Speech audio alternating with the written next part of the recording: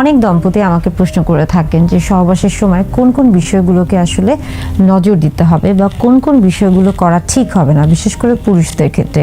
এই ধরনের প্রশ্নগুলো আমাকে অনেক পুরুষ বা অনেক দম্পতির ক্ষেত্রে দেখা যাচ্ছে যে স্বামী বা স্ত্রী উভয় আমাকে এই প্রশ্নগুলো করে থাকেন।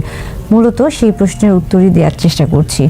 অনেকগুলো বিষয় রয়েছে সহবাসের ক্ষেত্রে, কিন্তু সেই ক্ষেত্রে খুবই গুরুত্বপূর্ণ একটা বিষয় বা পুরুষদের ক্ষেত্রে যে জিনিসটা সবচেয়ে বেশি দেখা যায় যে অনেক সময় পুরুষরা অনেক বেশি প্রেশার নিয়ে থাকেন বা চেষ্টা করে থাকেন, বা তাদের মধ্যে একটা ধারণা থেকে থাকে যে আসলে যদি অনেক বেশি প্রেশারে বা চাপ দিয়ে তিনি সহবাসটি করার চেষ্টা করেন বা করে থাকেন, তাহলে সেই ক্ষেত্রে হয়তো বা তার স্ত্রী বা তিনি দুজনেই সবচেয়ে বেশি উপভোগ করতে পারবেন। এইটা ধারণা থেকে বের হয়ে আসতে হবে। আসলে কোনো কিছু, বিশেষ করে সহবাসের ক্ষেত্রে বা শারীরিক সম্পর্কের ক্ষেত্রে কোনো কিছু আসলে প্রেশার দিয়ে এখানে করার কিছুই নেই। এখানে কিন্তু প্রত্যেকটা জিনিস ধাপে ধাপে হয়ে থাকে এবং এটা আসলে নিজে থেকে চলে আসে। যেহেতু এখানে একটা মানসিক, একটা আত্মিক একটা সম্পর্ক থাকে এবং পরবর্তীতে সেটা যেহেতু শারীরিক একটা সম্পর্কের সাথে সম্পৃক্ত হয়ে থাকে, তাই এখানে কিন্তু জোর করে করার মতো কিছুই নেই, এটা নিজে থেকে হয়ে আসে। অর্থাৎ প্রেশার দিয়ে কোনো কিছু করতে হবে না। এবং পরবর্তীতে দেখা যাচ্ছে যে আরেকটা খুব গুরুত্বপূর্ণ বিষয় অনেকে, বিশেষ করে পুরুষরা, দেখা যাচ্ছে যে তার মধ্যে আগ্রহ কাজ করছে, উত্তেজনা কাজ করছে এবং ঠিক সেই মুহূর্তে, যে মুহূর্তে আসলে লিঙ্গের উত্থান হওয়ার কথা ছিল, অর্থাৎ পেনিসের ইরেকশন হওয়ার কথা ছিল, সেই মুহূর্তে হচ্ছে না।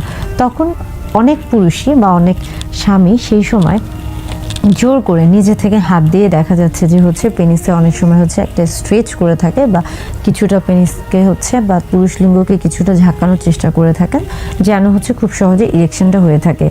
এই জিনিসটাও আসলে করা ঠিক না। আপনি যখন এভাবে করতে থাকবেন, সেক্ষেত্রে দেখা যাচ্ছে যে আপনার আসলে ইরেকশন তো হবেই না, বরং যে তখন আপনার মধ্যে যে একটা কনফিডেন্স ছিল বা একটা আত্মবিশ্বাস ছিল, সেটাও কিন্তু আপনি হারিয়ে ফেলবেন। অর্থাৎ সবসময় যে ওই মুহূর্তে আপনার লিঙ্গের উত্থান হতেই হবে, এটা কিন্তু জরুরি না, অনেক সময় নাও হতে পারে। এটাকে স্বাভাবিকভাবে মেনে নিন এবং ওই সময় ওই পরিস্থিতি থেকে কিছুটা বন্ধ রাখুন। অর্থাৎ ওই সময় পুরুষ লিঙ্গের উত্থানটা জোরপূর্বক না করে আপনি অন্য কোনো দিকে মনোযোগ দিন, নিজেরা কথা বলুন বা ফোর প্লে অন্যভাবে করার চেষ্টা করুন।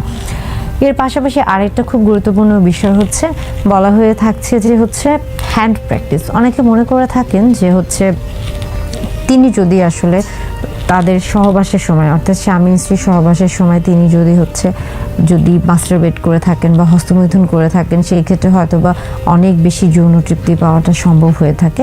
তো এটা আসলে নির্ভর করছে আপনার বা আপনার সঙ্গীর উপর, যে আপনারা কিভাবে দুজনে মিলে সেই সময়টাকে উপভোগ করতে চাচ্ছেন সেটার উপরে। এছাড়া লুব্রিকেন্ট নিয়েও অনেক ধরনের ধারণা রয়েছে বা ভ্রান্ত ধারণা রয়েছে। তবে লুব্রিকেন্ট যদি প্রয়োজন হয় সেক্ষেত্রে ব্যবহার করবেন, যদি প্রয়োজন না হয় তাহলে ব্যবহার করার প্রয়োজন নেই। এবং পাশাপাশি আমরা বলে থাকি যে সবচেয়ে গুরুত্বপূর্ণ যে বিষয়টা রয়েছে সেটা অবশ্যই হাইজেন। অর্থাৎ সহবাসের আগে অবশ্যই পরিষ্কার পরিচ্ছন্নতা বজায় রাখতে হবে এবং সহবাসের পরেও কিন্তু এটা খুবই গুরুত্বপূর্ণ বজায় রাখা। তাহলে কিন্তু এই বিষয়গুলি একজন পুরুষ এবং নারী উভয়ের ক্ষেত্রে, তবে আমরা বলে থাকছি যে পুরুষদের ক্ষেত্রে এই প্রত্যেকটা জিনিস কিন্তু অবশ্যই মেনে রাখা জরুরি বা মেনে চলা জরুরি বা মনে রাখা উচিত প্রত্যেকের। আবার চাইলে কিন্তু একজন স্ত্রীও এই বিষয়গুলোকে মেনে চলতে পারেন বা এই বিষয়গুলো মেনে রেখে বা এগুলো মেনে চলেই কিন্তু তারা সহবাসে লিপ্ত হতে পারেন। সেই ক্ষেত্রে তাদের ক্ষেত্রে সহবাসটা কিছুটা সহজ হতে পারে।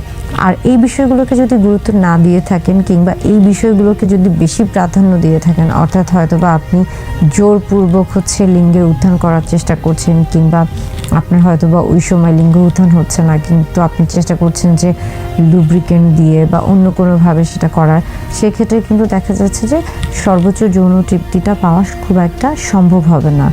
অর্থাৎ কোনো কিছুতে তাড়াহুড়া না, ধীরে সুস্থে স্বাভাবিকভাবে প্রাকৃতিক নিয়মে যেভাবে আসলে আপনারা একসাথে মিলিত হচ্ছেন সেই সময়টাকে প্রাধান্য দেওয়ার চেষ্টা করুন।